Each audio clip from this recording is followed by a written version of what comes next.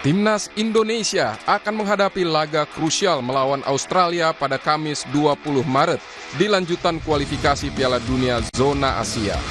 Pelatih Timnas Patrick Kluivert menyadari persiapan singkat timnya untuk menghadapi The Socceroos. Karena itu, menurutnya faktor performa atau kebugaran pemain menjadi hal penting dalam penentuan pemain yang akan masuk skuad utamanya. We're in a short period with each other. We play 2 games in a very short time. So for me, the performance of a player is the most important. So we need to perform well, and nutrition is essential with each other. We play 2 games in a very short time. So for me, the performance of a player is the most important thing. So we need to perform well, and nutrition is essential. From my point of view, to give the most. Waktu persiapan sempit tergambar dari pernyataan Ketua Umum PSSI Erick Thohir. Erick bilang, para pemain baru akan tiba di Australia pada 17 Maret dan sebagian lagi pada 18 Maret. Karena itu seluruh tim kemungkinan hanya memiliki waktu berkumpul 2 hari sebelum bertanding. Kita tahu banyak pemain-pemain juga yang dari Eropa atau dari Amerika itu masih melakukan pertandingan tanggal 15 dan 16. Jadi kebanyakan daripada pemain kita yang bermain di luar negeri ini baru mendarat di Australia itu tanggal 17-an. Ya, 18 mungkin ada yang baru mendarat juga, 19 latihan, 20 tanding.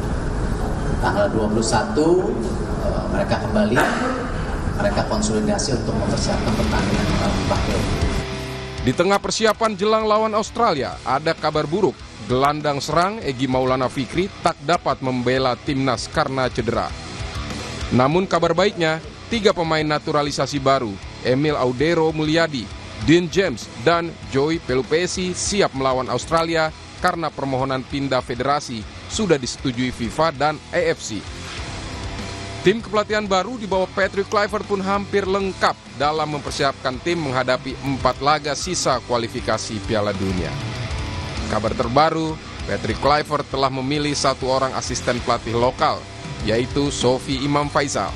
Sofi merupakan asisten pelatih fisik di era STY dan akan menempati posisi serupa. Usai menghadapi Australia, timnas akan bermain di kandang melawan Bahrain pada 25 Maret. Meski dengan persiapan pendek, namun timnas diharapkan meraih hasil maksimal demi menjaga asa pertama kali ke Piala Dunia. Tim Liputan Kompas TV. Saudara, para pemain diperkirakan baru akan tiba di Australia pada 17 Maret 2025. Padahal tandingnya ini 20 Maret 2025. Nah, bagaimana persiapan maksimal bisa dimaksimalkan di waktu yang sangat singkat ini untuk membawa pulang poin dari Australia? Kita akan bahas bersama pengamat sepak bola dan juga jurnalis olahraga Kompas.com, Firzi Idris. Hai, Mas Firzi. Halo Fiska, apa kabar? Halo Ceng. Halo, Sehat apa kabar? ya? Bung Firzi. Bung, jadul Firzi. amat. 3 hari cukup gak sih sebenarnya untuk Ya. recovery, mungkin capek, ini Ya. segala Jet macam lag ya. juga. Iya. Ya, makanya situasinya unik ya sebenarnya Ya. Cing, karena kita ini akan bermain di Sydney yang notabene kan jauh sekali dari tempat di mana para pemain kita berada. Pemain kita tersebar di 10 atau 11 negara berbeda, mulai dari Jepang, Amerika, Inggris, Wales, Belanda. Mereka semua itu harus datang ke Australia dengan adanya pertandingan pada hari Sabtu dan Minggu ini. Liga-liga masih jalan. Jadi memang itu tidak ideal, tapi memang ini membedakan sepak bola internasional dari sepak bola klub, di mana para pemain harus datang, adaptasi dengan cepat dengan pemain-pemain lain, game plan ditetapkan, dan kemudian langsung jalani pertandingan. Jadi memang disinilah keunikannya kalau kita mempunyai pemain-pemain diaspora yang tersebar di berbagai belahan dunia. Artinya dengan pemain-pemain pro ini ada asa lah ya, dengan waktu yang singkat ini mereka bisa cepat menyesuaikan game Ya, plan. Karena saya yakin juga pasti Coach Patrick dan Coach Alex dan Coach Denny mereka telah berbicara ya via Zoom, via WhatsApp group atau bagaimanapun terkait filosofi apa yang ingin dimainkan, bagaimana cara bermain mereka, apakah ingin tetap pertahankan yang telah mereka familiar ataukah mereka ingin mencoba sesuatu yang baru. It's all possible, dan dari situ akhirnya mereka bisa berangkat untuk membuat suatu strategi yang akhirnya dipakemkan ketika mereka bersama. Tapi latar belakangnya seharusnya mereka semua itu udah tahu satu sama lain apa yang diinginkan dari sang pelatih. Itulah gunanya mempunyai pelatih yang memiliki seni komunikasi, strategi yang bisa mungkin lebih cocok dengan pemain-pemain yang ada sekarang. Iya, kalau kita lihat rilisan dari pemain-pemain yang masuk ke tim NAS itu 14 didominasi sama pemain-pemain bertahan. Gitu. Itu ada hubungannya dengan strategi yang akan dilakukan oleh Patrick atau? Ya, sebenarnya itu kan tergantung juga ya Cing dari apa yang kita punya stok pemain kita ya. Kalau kita punya 14 atau 16 pemain bertahan, tapi mungkin beberapa dari mereka bisa bermain dalam posisi sedikit menyerang. Dean bisa bermain lebih ofensif, Kevin Dix bisa bermain di kanan wingback ketika dia melawan Jepang walaupun hanya bermain 40 menit, tapi dia bolak-balik membantu lini pertahanan dan lini penyerangan. Calvin luar biasa sekali bermain bersama NEC Nijmegen di Liga Belanda. Sehingga walaupun di atas kertas mereka adalah back, tapi mereka bisa didorong jauh ke lini depan. Kita ingat Sandy Walsh juga menyumbang gol lawan Arab Saudi, lawan Jepang di Piala Asia itu dari posisi belakang. Jadi mereka bisa menyumbang gol kalau dibutuhkan, karena kita perlu gol banget di grup C ini karena persaingannya sangat ketat. Goal differential itu sangat berpengaruh karena akan menentukan salah satu tiebreaker pertama, dan ya kita untungnya udah mencetak 6 gol. Ada beberapa tim yang masih lebih rendah produktivitasnya dari kita, sehingga ini harus dimanfaatkan untuk membantu lini depan yang belum bisa mencetak gol dengan optimal ya. Gimana kalau ada 3 newest players, ada Dian James, ada Joey Polopesi, ada Emil Odero, gimana mereka bisa melengkapi skuad timnas yang sudah ada selama ini? Ya, kalau kita lihat dari apa yang dipertunjukkan mereka ya, at least dari pantauan ya, ini kan nanti terserah sang pelatih, yang pelatih akan yang menentukan. Tapi pemain kayak Dean itu bisa memberikan energi luar biasa untuk membantu Verdonk di sisi kiri, membantu Arhan juga yang sekarang udah punya game time sangat banyak sekali bersama Bangkok United. Dan juga Joey Pelupesi, gelandang senior, gelandang bisa bermain nomor 8, bisa bermain nomor 6. Dia nyaman juga di lini tengah karena kita tahu kita butuh steal itu, kita butuh baja itu di lini tengah mau masuk ketika pertandingan sudah memasuki menit ke 60, 70 karena kita tahu Tom Hai begitu hebat dengan bola, visinya luar biasa, permainannya luar biasa, tapi mungkin secara stamina ketika sudah memasuki menit 70, 80 dia harus diganti, dan kita perlu pelengkap juga di situ untuk membantu Ivar Janer juga di lini tengah. Ricky Kambuaya kalau dia dapat kesempatan main luar biasa sekali bersama Dewa United, mungkin salah satu pemain terbaik di Liga 1 musim ini, mungkin juga bisa dapat kesempatan di tengah lapangan situ. Iya, kalau strategi perang kan dalam teorinya tuh kita harus tahu kekuatan musuh dibanding kekuatan kita sendiri. Kita harus tahu di samping itu kekuatan musuh juga harus tahu. Nah, Australia sampai hari akhir ini sejauh mana kekuatannya? Ya, ini ketika line up diumumkan ya, Australia memang dapat banyak sentimen negatif ya dari netizennya mereka ketika skuad Tony Popovic diumumkan, karena memang kita harus alhamdulillah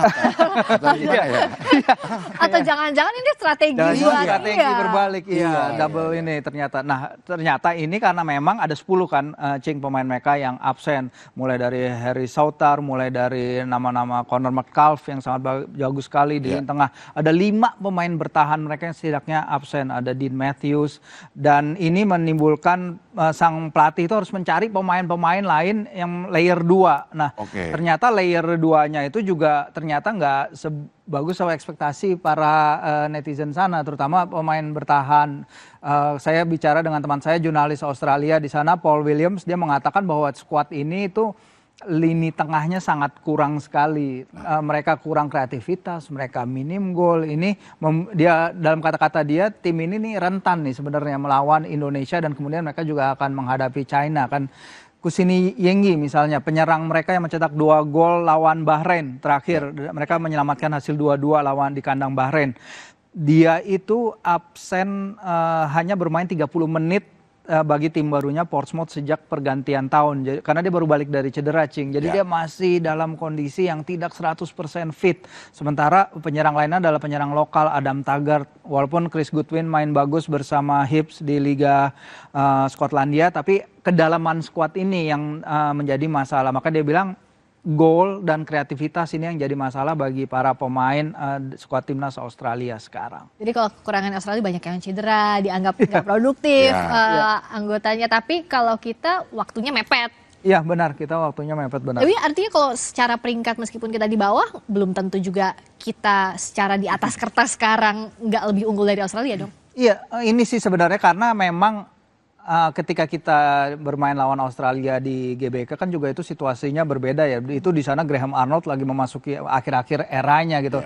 Saya ngobrol sama teman-teman jurnalis yang luar juga mereka mengatakan bahwa memang pelatih ini udah nggak populer, dia skemanya nggak menarik, permainannya nggak menarik. Jadi memang banyak yang ingin dia pergi. Nah penggantinya Tony Popovic sekarang dia itu nggak terkalahkan ya dalam 4 pertandingan. Jadi dia menang lawan China 3-1 di laga debutnya. Tapi abis itu bermain imbang 3 kali termasuk menahan Jepang di Saitama. Nah ini yang nggak boleh diremehkan juga. Ini hasil yang luar biasa bagi dia nih.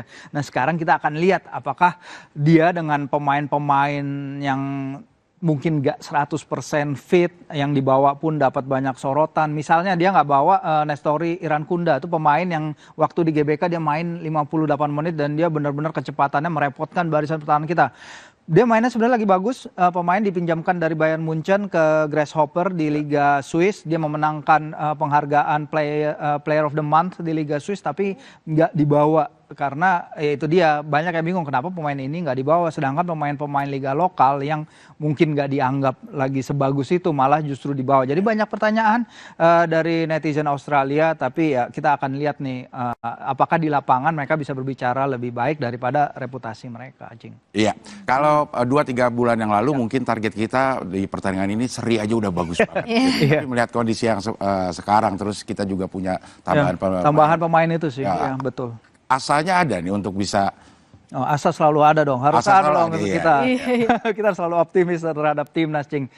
Kalau lihat memang apalagi dengan kehadiran Ole juga ya di lini depan membantu timnas. Kita tahu Rafa Struijk bekerja sangat keras di lini depan, tapi dia hanya mempunyai 1 gol dari 25 penampilan. Di Liga Australia pun dia masih kesulitan sampai sekarang beradaptasi ya.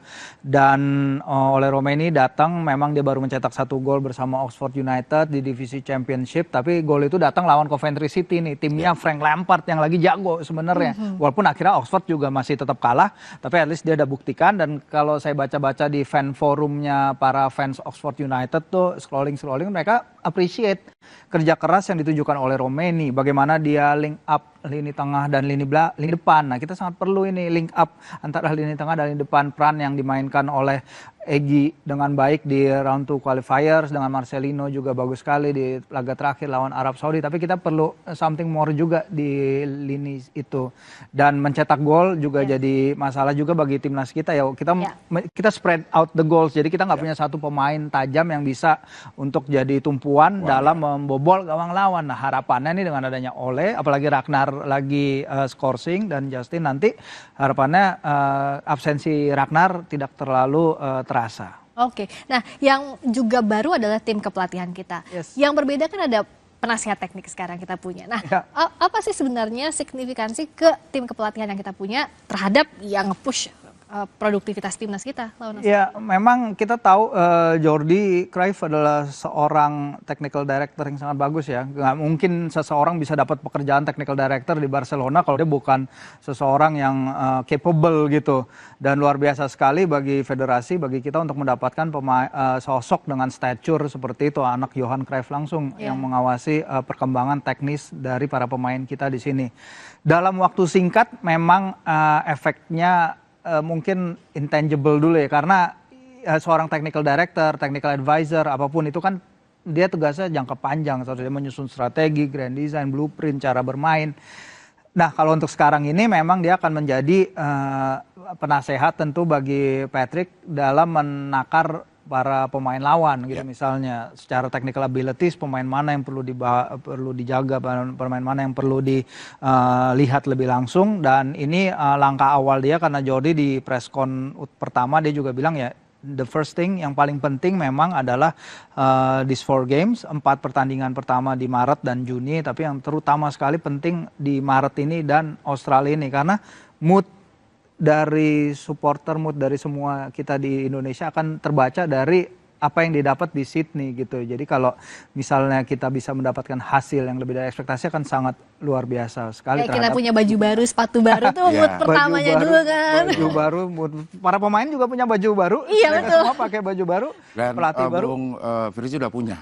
Pas main ke tempatnya. Iya benar. Tapi di tim kepelatihan apakah memang susunannya sebelumnya juga seperti ini, ada advisor segala macamnya atau? Ya memang yang baru adalah development coach ya. Ada 2 development coaches, salah satunya adalah pemain Feyenoord dulu ya, Reggie Blinker. Memang ini adalah suatu hal yang dipilih oleh Coach Patrick untuk meningkatkan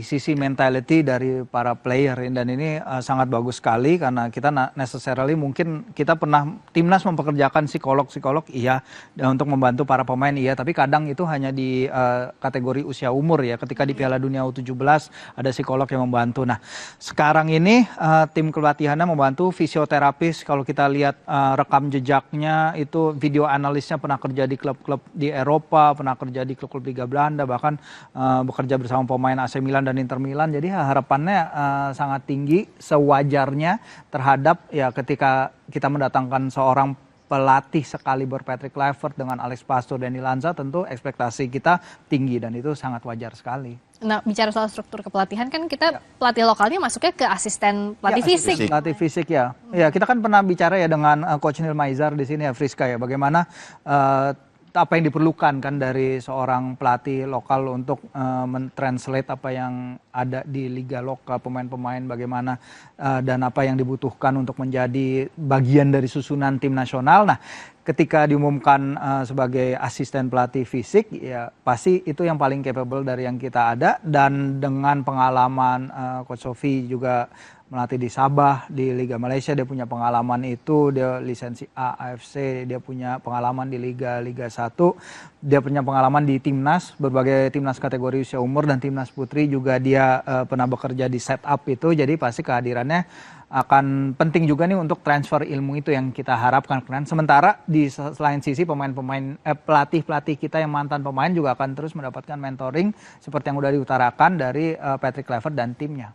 Oke, kita akan sama-sama berdoa dulu dari sekarang. Benar, Semoga di waktu yang singkat, kalau tim kepelatihannya profesional, termasuk juga banyak tambahan energi baru untuk timnas, semoga performanya bagus ya. Amin. Nah, sekali lagi thank you banget Bung Firzi Idris. Sama-sama. olahragakompas.com. Nah, berikutnya saudara yang juga jadi perhatian masyarakat Indonesia kan biasanya menyambut momen Lebaran dengan berbelanja berbagai kebutuhan makanan dan juga pakaian baru.